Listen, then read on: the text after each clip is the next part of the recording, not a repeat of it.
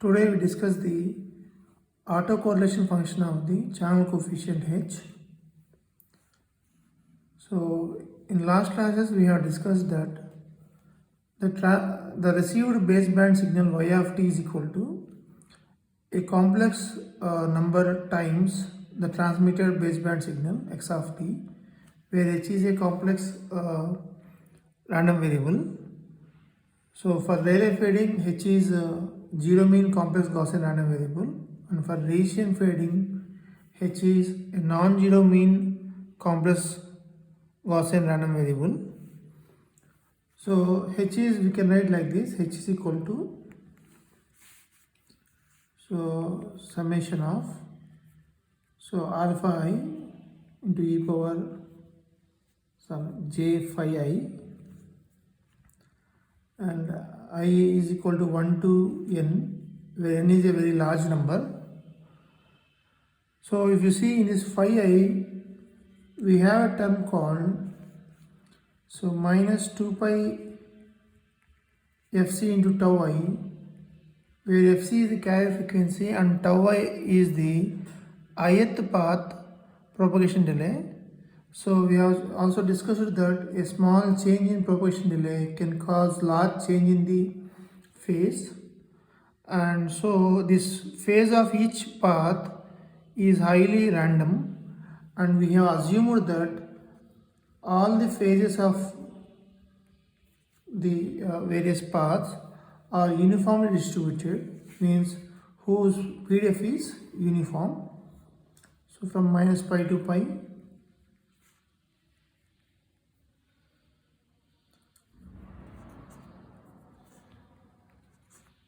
so all these phi's are independent and identically distributed.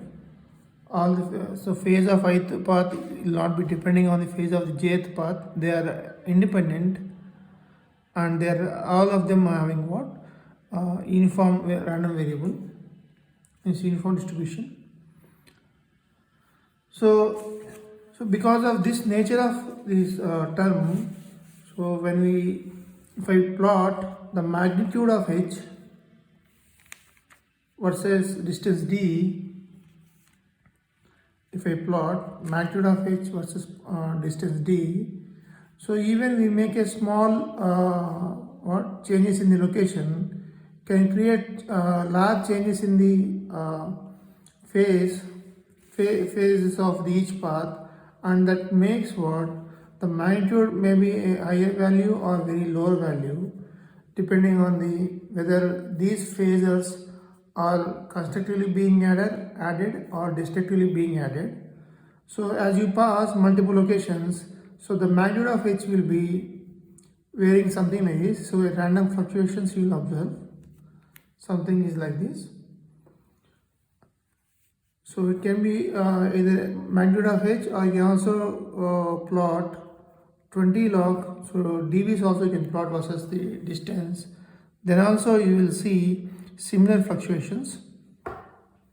So as we change the locations, so there will be a lot of fluctuations like this because of constructive and destructive addition of multipaths. So when the receiver is moving with some constant velocity v, then you can transform this axis into time axis, and then also you can plot this 20 log mod h versus time t, and then also you will observe the similar fluctuations versus time t also.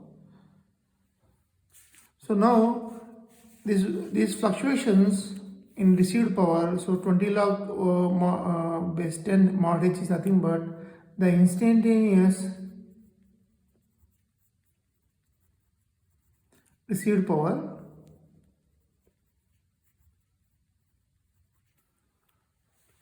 for unit energy baseband signals. So the 20 log base 10 mod h will be nothing but what, the instantaneous received power. So versus time t also, so you are going to observe a lot of fluctuations, something like this. So it is something like a random process, so a random waveform, and a random waveform can be characterized with its autocorrelation function and power spectral density. So y of t now, if the receiver is moving with certain velocity y of t, it will not be simply a constant times the x of t. It will be a time varying, the channel coefficient will be time dependent, because so we change the locations at a constant velocity. So h will be depending on the value of complex coefficient, h will be depending on the time. So finally what we observe is y of t is equal to some h of t, a time varying function, times the transmitted baseband signal. So thereby, if you see, if two time domain functions are getting multiplied in frequency domain and their spectrums will be convolved, something like this. Thereby, so if the bandwidth of this function is say something like delta f, and the bandwidth of this transmitted baseband waveform say b, and the received baseband waveform y of t bandwidth will be so b plus delta f. So in baseband, the received signal bandwidth is b plus delta f, where delta f is the bandwidth of this time varying function. So now we are trying to derive the autocorrelation function of this h of t. So h of t you can write as, for a moving receiver. So earlier we have neglected the term which is alpha I. This was neglected earlier, 2 pi fdit, because if the receiver is stationary, the ith path Doppler shift will be 0 if it was stationary. But in this case we are assuming that the receiver is moving with some constant velocity v. So the h of t can be written as something minus j 2 pi tau I. So total form of h of t is something like this, a time varying function. So we can also write this as I alpha I, so e power j 2 pi fdit. So where fdi is what? It is the ith path Doppler shift. You can write like this as fdi is equal to the maximum Doppler shift fm cos theta I. For all the paths, the maximum Doppler shift will be same. Why? Because fm is equal to v by lambda. So velocity for all the paths will be constant. So v by lambda. But theta I is angle of arrival is different. Multipaths will have different angle of arrivals. So the Doppler shift, ith path Doppler shift will be depending on only the angle of arrival. And we take this, which is a highly fluctuating phase, we take this as some phi I as taken earlier. There is phi I which is uniformly distributed. So we keep like this. So the difference between and for stationary and for moving is, so same kind of h expression for h, but a time varying function will be, a time varying term will be added in the phase. So now we are going to find the autocorrelation function of this randomly fluctuating envelope value mod h.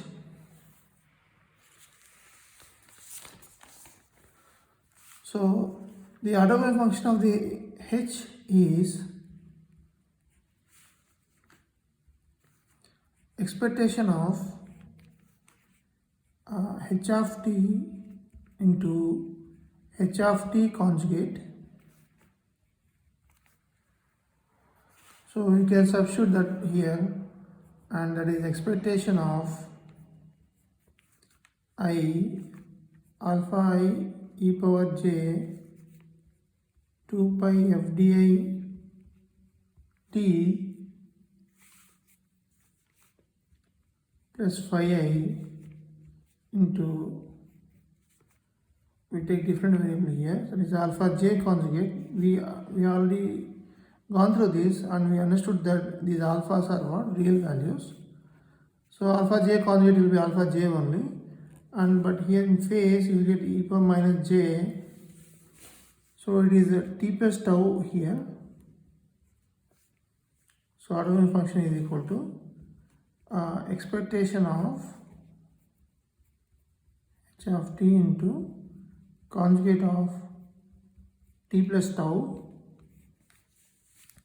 So we write here 2 pi fdi t plus tau and minus phi I, you can write j phi I here also. So we can simplify this further and you will see you can cancel the 2 pi fdi t term here because here minus and here is plus. So you can write this as expectation of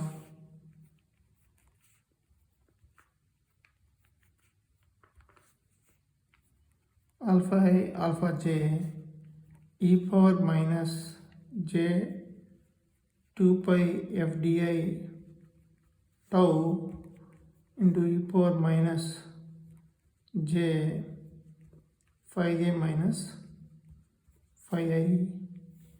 This is the expectation of this total thing, and we see these are the attenuation coefficients and this is the depending on the Doppler shifts and this depending on the phase, and all these three are what actually they are independent or uncorrelated. So we can take expectation of all these three can be written as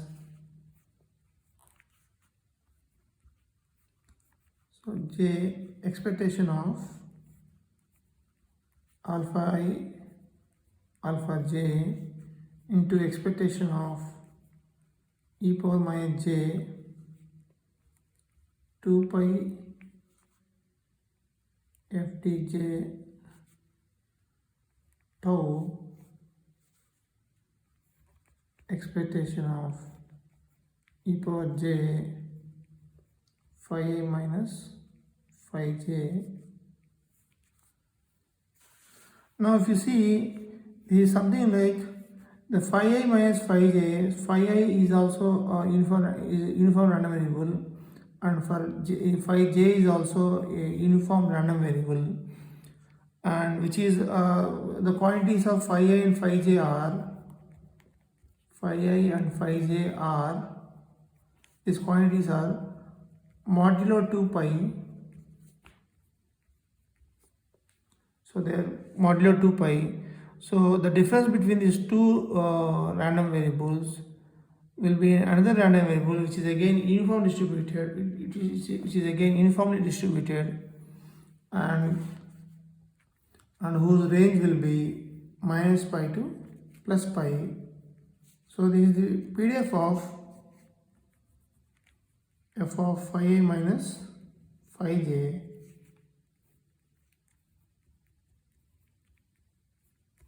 So in such case the expectation of this will become 0 unless phi I equal to phi j. So only so this total summation will be 0 for all I not equal to j, and for I equal to j this expectation will be, so phi I minus phi I will be 0, so expression e power j0 will be equal to 1. Therefore the orthogonal function can be written as, so only for I is equal to j you can include in this one, so I and expectation of alpha I square into expectation of e power minus j 2 pi fdi tau. So we have simplified the order function to this point. So because the phi I minus phi j is again uniform random variable and distributed from minus pi to pi, so the expectation will be 0. So it will not be 0, it will be equal to 1 only in the case of I equal to j. Now if you observe what is the random quantity here is, and this is actually we know we have discussed earlier, sum of all average powers of the received of the multipaths is nothing but total received average power, total average received power, that is P naught, so into expectation of, So this is nothing but average received power, expectation of e power minus j2 pi fdi tau. So for Rayleigh fading, P naught is equal to 2 sigma square, and for Rayleigh fading, the P naught is equal to the line of sight power plus the average power in the non-line of sight paths. Means spectral component power alpha naught square plus 2. This will be what for Rayleigh, and this is for Rayleigh. So here we are doing this for only Rayleigh fading. Can also be extended to Rayleigh, but for simplicity's sake, we are confined our discussion to Rayleigh fading. So now if you see what is randomness here is, that is FDI, which is ith path Doppler shift. The FDI is equal to Fm cos theta I, where theta I is the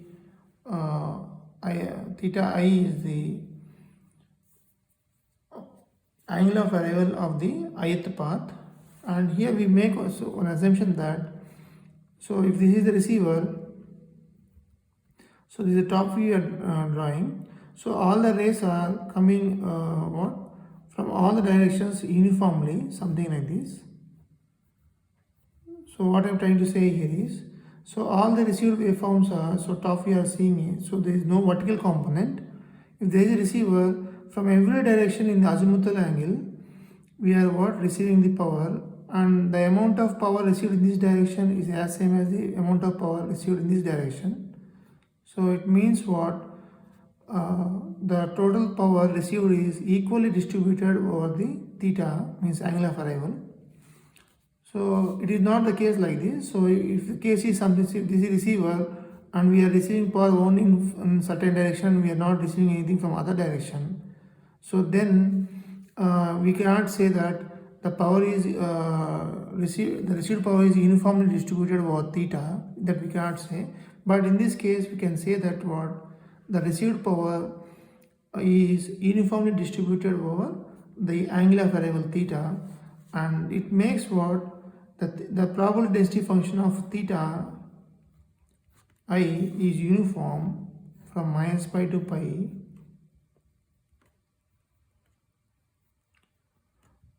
and in this assumption there is no vertical component present here, and all the received waveform, all the ray multipaths are coming horizontally towards the receiver.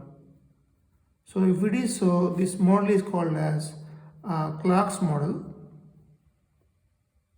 This model is called as Clark's model. In Clark's model, so with Clark's model, what we can say is the angle of arrival of each path is uniformly distributed from minus pi to pi. Thereby,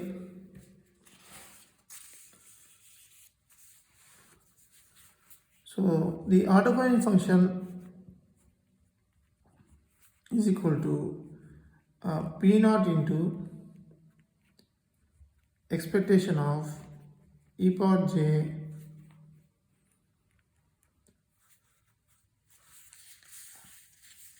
two pi Fm cos theta, because irrespective of the I, all the angular variables are uniformly distributed like this. So we can, so here theta is a random variable, so its expectation will be nothing but 1 by 2 pi minus pi to pi e power j 2 pi Fm cos theta tau d theta, so which can be written as the Bessel, in terms of Bessel function of 0th order, so where beta value is 2 pi Fm and tau,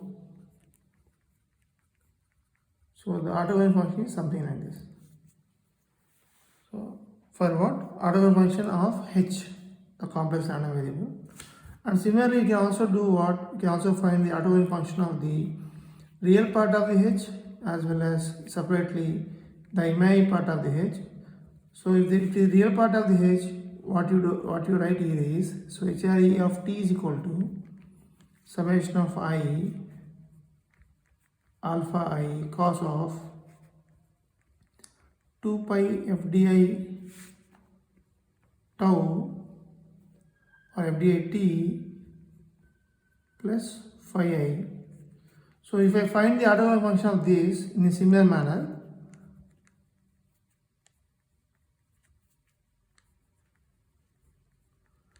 so it is not complex one, so HRE of t into HRE of t plus tau. So this you can prove that what it is nothing but 1 by 2 summation of I expectation of alpha I square into J naught of 2 pi fm tau. So you can prove what if you find the orthogonal function of the just real part of the h, you will find this. So which is nothing but half of the received power p naught into j naught of 2 pi fm tau. So this is what the HRE of tau. Similarly, you can find the orthogonal function of the imaginary part. So that is also will be same thing as 1 by 2 p naught. So j naught of 2 pi fm tau.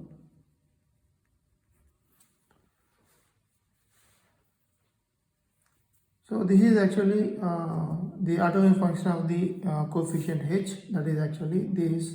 If you want to find just real part of it, and the orthogonal function is this, and imaginary part of this is orthogonal function is this. Both are both are same.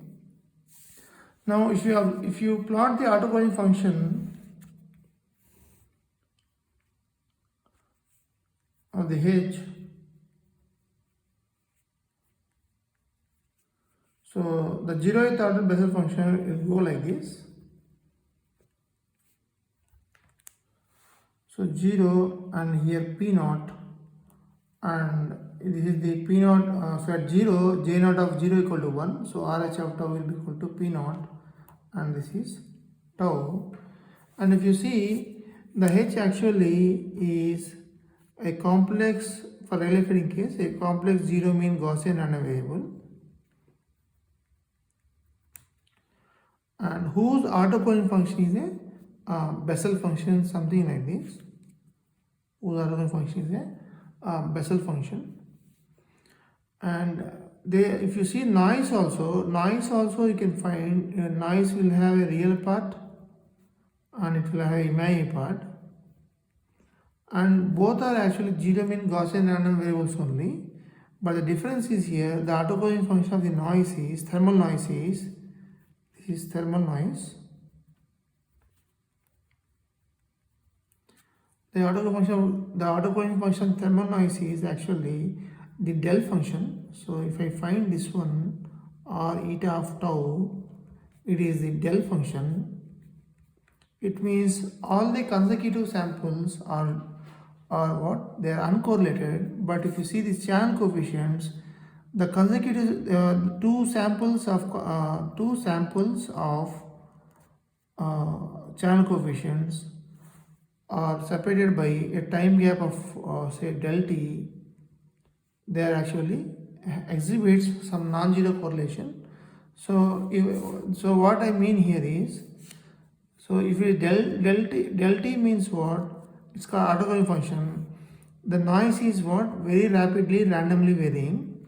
But as compared to noise, if I plot the channel fluctuations, means mod h envelope fluctuations, they are somewhat slowly varying. Though both are random only, but the channel coefficients, how channel coefficients vary over time is it is slower pace as compared to noise. So one typical example for fluctuations in the channel is given here. So if you see, the received power means here 20 log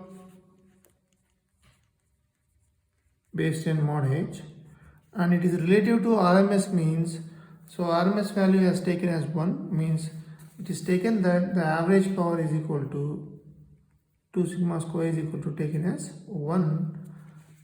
So about 0 dB we see the fluctuations. If you see here how the channel coefficient is varying is the instantaneous power can fall up to 35 dB from the 0. So the fluctuations in the received signal power can go below up to 35 dB means around 1000 times also the channel coefficient will vary. So but the variation is what is slower as compared to the noise, because noise having the autonomic function of del of t, but our channel coefficient is having the Bessel function, so it is very somewhat slower as compared to the noise. But because of this constructive and destructive addition, so it can go above the average power. So average power is 0 because normalized one. So the received power can go above the 0 or it can go much below the 0 up to depth of say in this case it is 35 dB. So these rapid fluctuations came only due to the constructive and destructive addition of the multiple paths, where this term is present there. In our analysis, one term is present which is 2 pi fc into tau I. A small change in what propagation delay can cause large change in the phase. So one location there may be or may be constructively being added, but the other location where or may be destructively added. So finally here, so the fluctuations in small scale effects. So small scale effects means,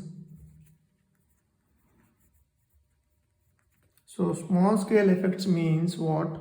So small change in the propagation delay can cause large change in the phase that in turn makes constructive and destructive addition. So if you see,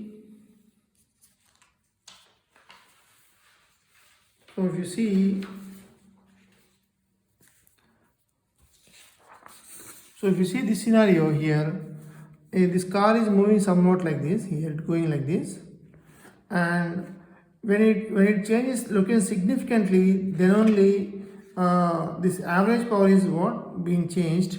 But if you see over in this region, so it is not changing much its location. It's not moving much, but it will observe a rapid fluctuations in the received power. And when it change significantly to another location, where if it moves to here, then this building is blocking some part of the ray, and that makes the average power will be changing, but not the fluctuations, but because the fluctuations are only depending on the constructive and destructive addition of these multipaths, and this but average power is depending on the average power. But if you see the average power here is higher value because it is not seeing any obstruction. But if you see here, there is a building present here, so the average power will be very less as compared to here. But about the average value, the nature of the fluctuation will be same. So here, that's why we have plotted here. So we are not interested in average power, we are interested in here is what?